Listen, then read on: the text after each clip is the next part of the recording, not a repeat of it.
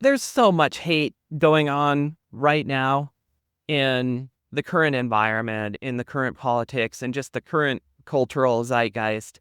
I was talking to somebody just yesterday who was saying that she was talking to somebody else who had recently just disavowed any contact with a friend of hers due to political differences. That this friend was on one side of the political island and this other person was on a different side. And so she's just like, I can't be friends with you anymore.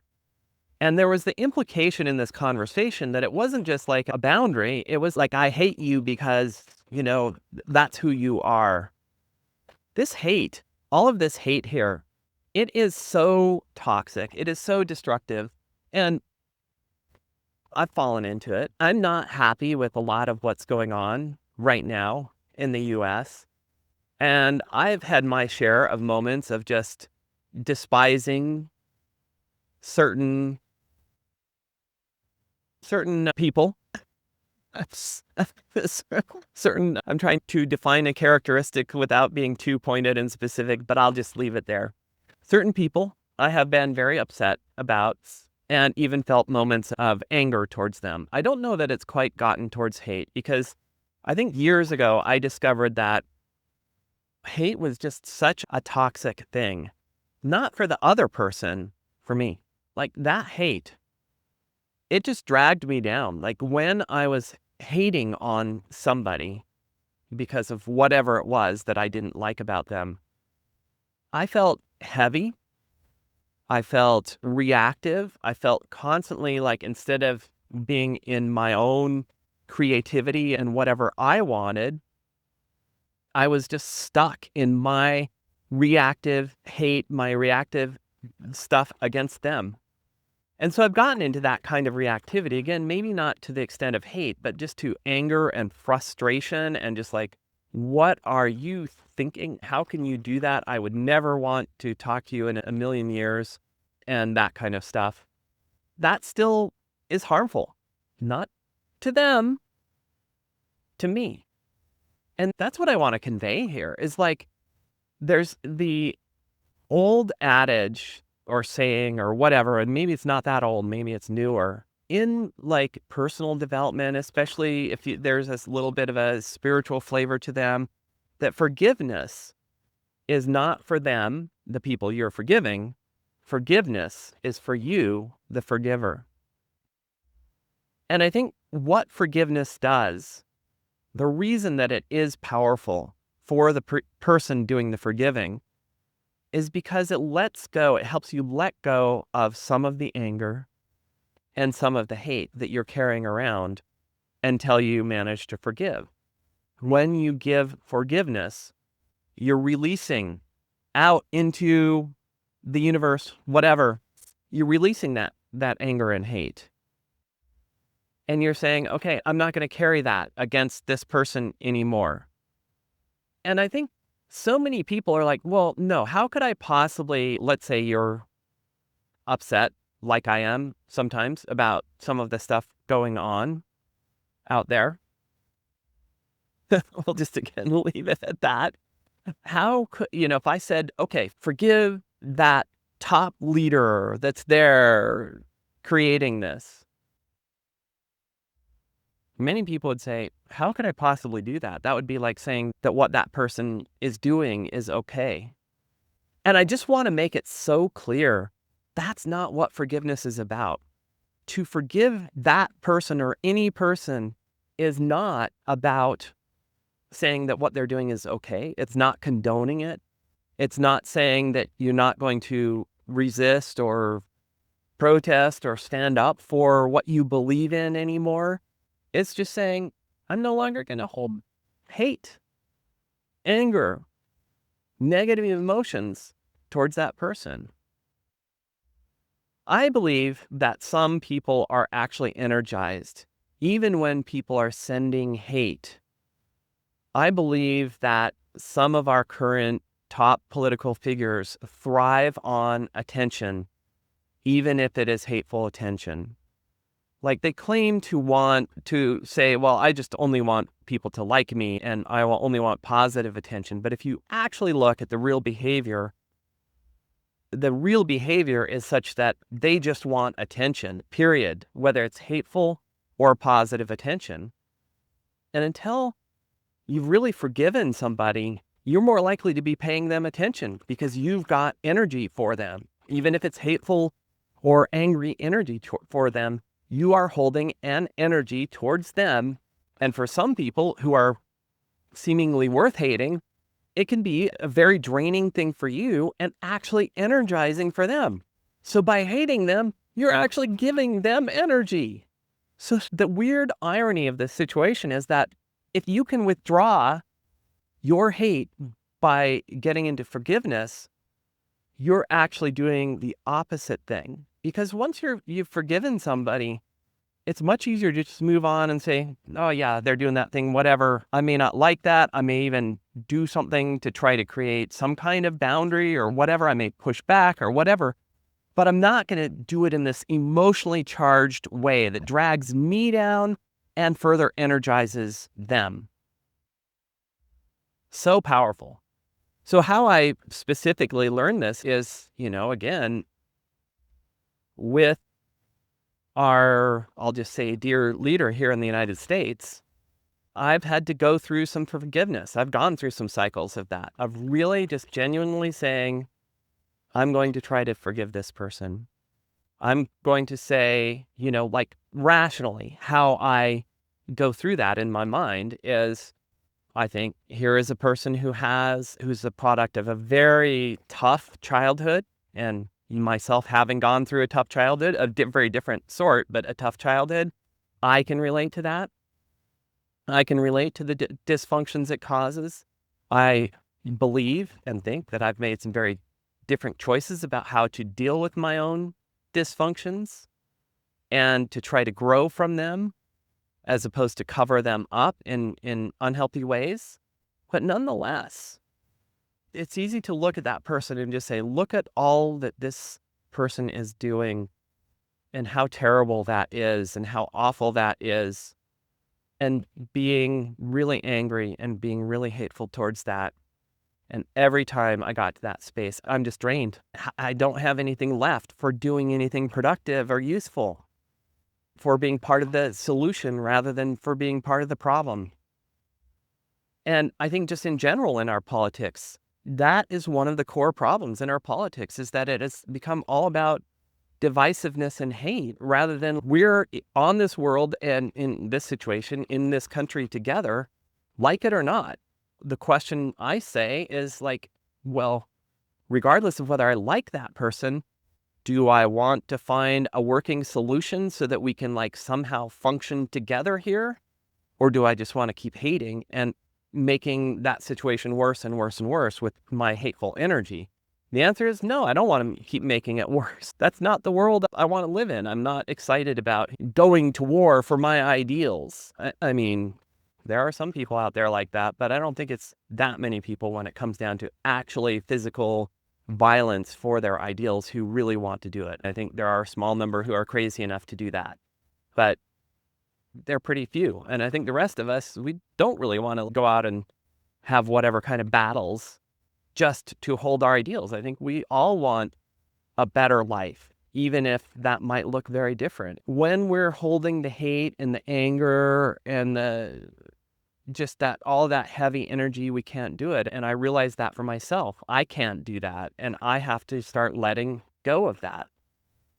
And it's interesting, as I've really worked on letting go of that anger and that frustration through this forgiveness, I've become more optimistic. And it's not like look out there in the world. I mean, well, you look here in the world and right here, everything looks magical and beautiful and perfect. But if you look out there in general, in what's going on in our culture and society, there's some really messed up stuff happening right now. And I think we're at huge risk of economic problems and, all sorts of stuff, in addition to all of the other stuff that's already happening.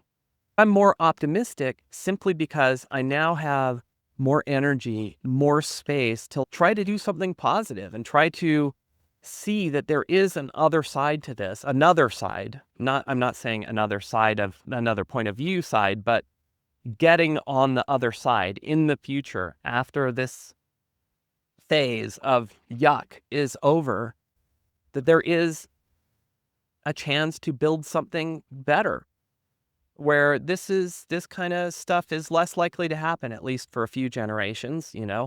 Humans seem to forget and we seem to fall back into it. And I think we are in one of those forgetful phases where we forget the cost of our hate. If you look at what happened in World War II, what was the real cause of that whole mess? The one word that comes to my mind is hate. Hate. Hate. Hate. Hate. I think that was the last sort of peak of hate. And lots of people died. That was some pretty messy ass stuff that was created out of that peak of hate. And if we keep holding that hate, we're going to create more of a mess than we've already created, which it's already pretty messy, but there's still a lot of hate. It hasn't dissipated yet. Things haven't gotten bad enough for everybody to because that in World War II, everybody woke up at some point, and just said, wait, I've seen all these people die and it's just brutal. I've seen the brutality. I've seen the costs. Is it worth holding this hate anymore? And everybody just gets exhausted and they're no longer willing or ready to hate. I mean, they may hold some kind of background hate, like people who don't truly forgive, but there aren't enough people holding enough of that active energy of hate anymore because they're just exhausted and they just give up and they're just like, no, I got to do that. And then they have whatever Nuremberg trials or things like that to try to get over it and all of that. And eventually the hate dissipates. And I think that happened. And then we forgot. And now we have gotten back to, my hate is actually more important than living a good life and creating a society that works. My hate is my hate for those people or what they're doing or the pain they've caused for me or the victimization that I feel due to them. My hate is more important than actually having a working society or perhaps even a working life. And that is the real problem right now. And again, the antidote is that forgiveness.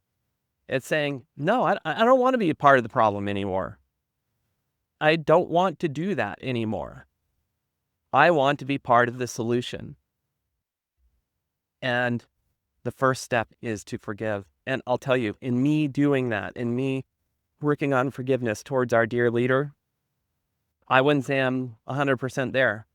I have to be honest that, even though this is Inner Ways Forward, when I've seen a few South Park episodes really making some fun of certain people, I've had my own laugh at that and reveled in this sort of almost hateful caricature.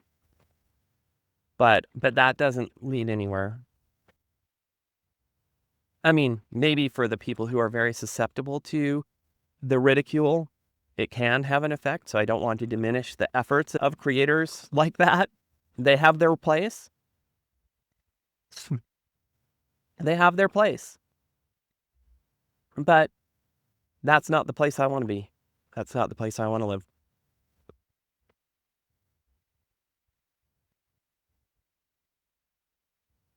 So I want to encourage you to really think about, is it time for some forgiveness? Is it time to just say, I'm ready to stop hating or being angry or frustrated or feeling victimized by these people? I'm ready to let all of that go. I'm ready to forgive so that I can be freed to then start thinking about, how do we get out of this mess? How do we fix this? How do we make this better? And that's a really awesome place to go. And that's really what Inner Ways Forward is all about, is that it starts with each of us. Everybody wants to change the system. When I grew up, everybody was wanting to change the system. We were all railing against the system. Did the system change because we all railed against the system that we grew up in? And for me, that was like the 70s and 80s. No, it just got worse. The only true change that I have seen, the true lasting change in any person or any society, starts from the inside out. It's really working on those inner things. And once we have healed and fixed, improved those inner things, that we then express that improvement and that healing to the outside world, and therefore make the outside world a better place as a result of our inner work that we've done. I'm not saying that you shouldn't go do stuff, again, protest or whatever, help out, volunteer, go try to run for office or whatever it is that you feel called to do. I'm not saying that.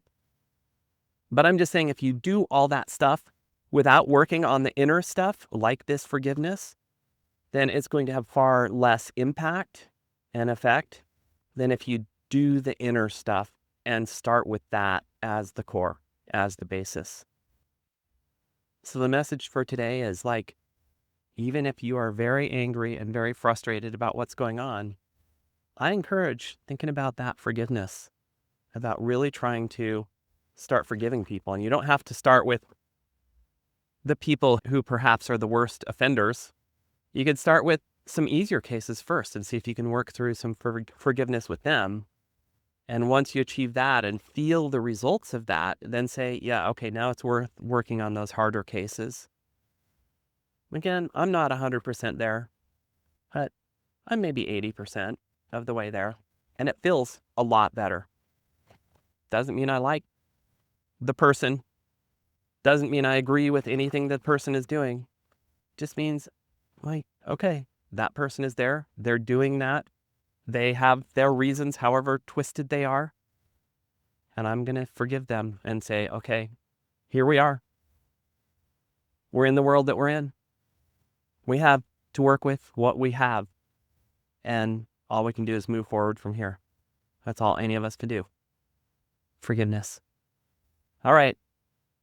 This is Inner Ways Forward. Before you go away, please hit that subscribe button if you haven't already. Please hit that like. Leave a comment. All of those things help grow the audience, and I'd love your contributions. I'll see you next time.